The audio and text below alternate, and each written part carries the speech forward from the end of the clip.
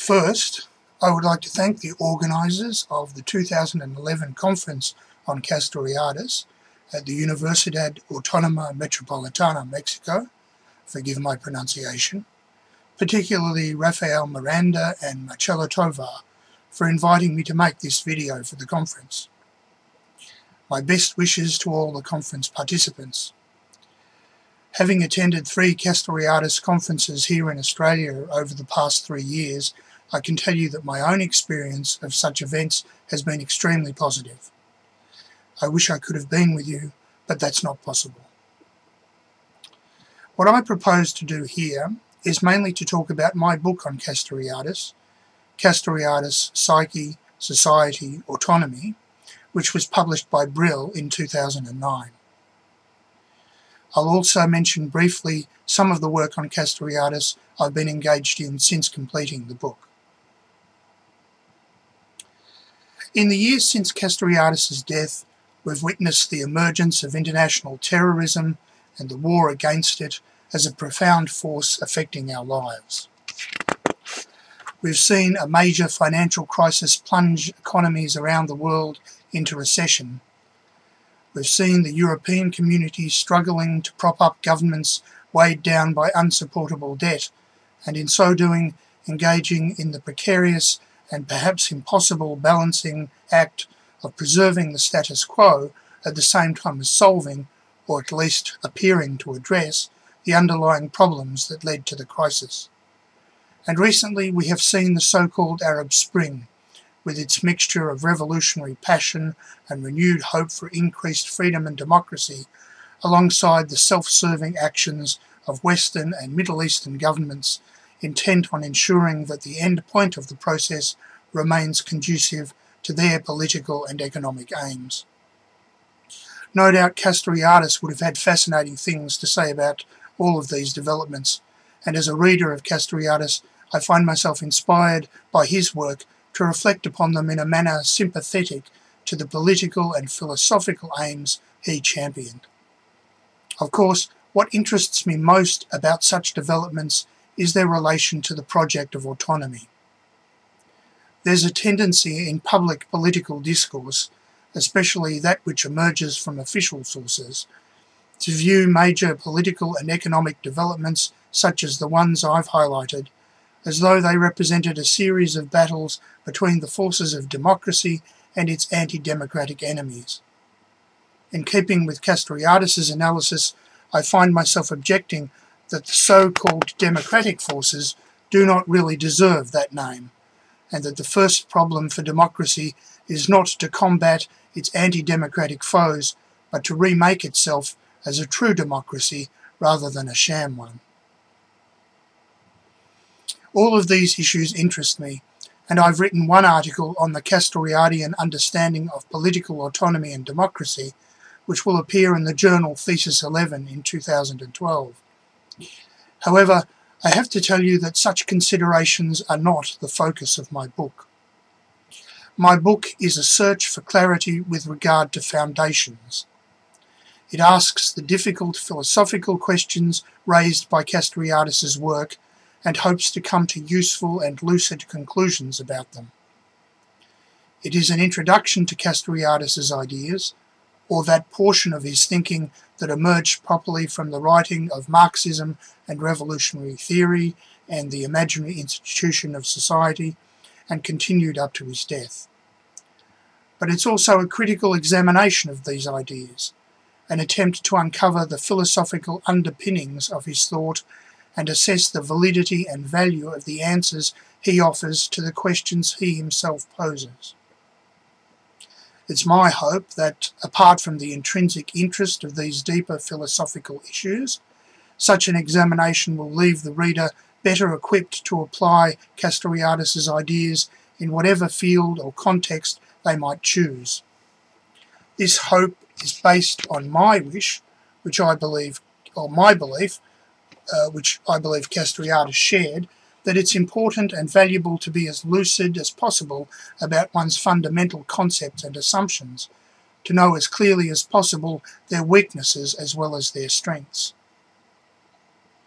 If we're clear about what we believe, we will be better prepared to apply our knowledge, as well as being better able to see which might be the most needful and profitable avenues for further inquiry. My book sets out to introduce and interrogate Castoriadis' work through an exploration of the distinction that is the very basis of his understanding of society, at least since his break with Marxism, and perhaps to some degree even before that. That is, the distinction between self-creation and autonomy. According to Castoriadis, society is self-creating, but it is for the most part heteronymous rather than autonomous. The existence of this distinction within the overarching context of societal self-creation leads to many questions. Just what do autonomy and heteronomy mean? And what does societal self-creation mean if it does not mean autonomy? We know basically what autonomy means. It means, as Castoriadis never tired of repeating, that I or we give myself or ourselves the laws that shape our lives.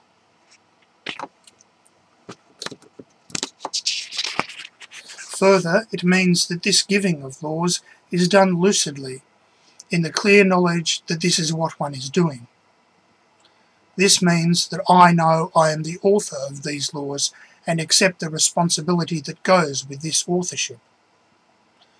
Lucidity and self-awareness are obviously crucial here, but that does not do away with the significance of the fact of who the lawmaker is, in this case, I, myself.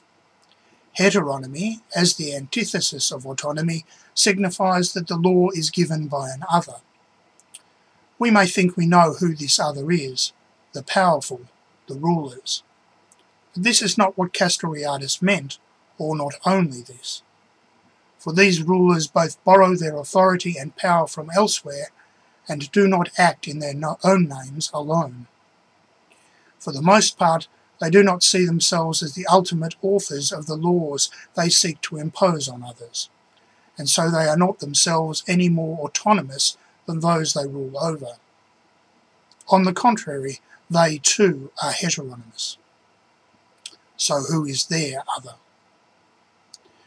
When Castoriadis asserts that society is self-creation, he essentially answers this question. Society is the author of the laws. So, society is the other. But if society is the other of heteronomy, who are we? We, says Castoriadis, are substantially and essentially society. The social individual is an instantiation of society, both a creation of society and a representative of society, as well as what he calls a total part, the seed of the whole society, the carrier of the imaginary significations on the basis of which the society exists and can be recreated. So here we seem to have a contradiction. That which seemed to have been the other turns out to be ourselves. This quandary is my starting point, and the first step in trying to unravel it is to admit that selfhood and otherness are not mutually exclusive. Castoriadis points the way forward in this by showing how society itself is divided between instituting and instituted aspects, and that this division is associated with an occultation of society's self-institution and the imaginary creation of others outside society, whether a god or gods or natural laws and forces to whom we attribute society's creation. I cannot go into the details now of the relationship between this internal division of society and heteronomy, but what it suggests is that this play of selfhood and otherness is crucial to an understanding of autonomy and how it differs from heteronomy. This prompted me to ask what selfhood is in the first place and how it is created, and then how it is related to and can also result in the creation of others and otherness. Castoriadis was vitally concerned with the issue of the self and its nature, and the first and most important thing that Castoriadis had to say about the self is that it is self-creating. Before we dive into the abyss of self-referentiality and self-presupposition that this assertion threatens to open up, and I do dive into it in the book, emerging on the other side hopefully wiser for the experience, we ought to consider the equally challenging concept of creation involved in this notion of self-creation. As you may know, Castoriadis uses the term creation in a very strong sense. For him, creation signifies the emergence or bringing into being of forms that are in no sense determined by that which precedes them. Castoriadis' use of the concept of creation signals his profound departure from and disagreement with all philosophies and theories of determinacy. I will return to this in part 2 of this presentation.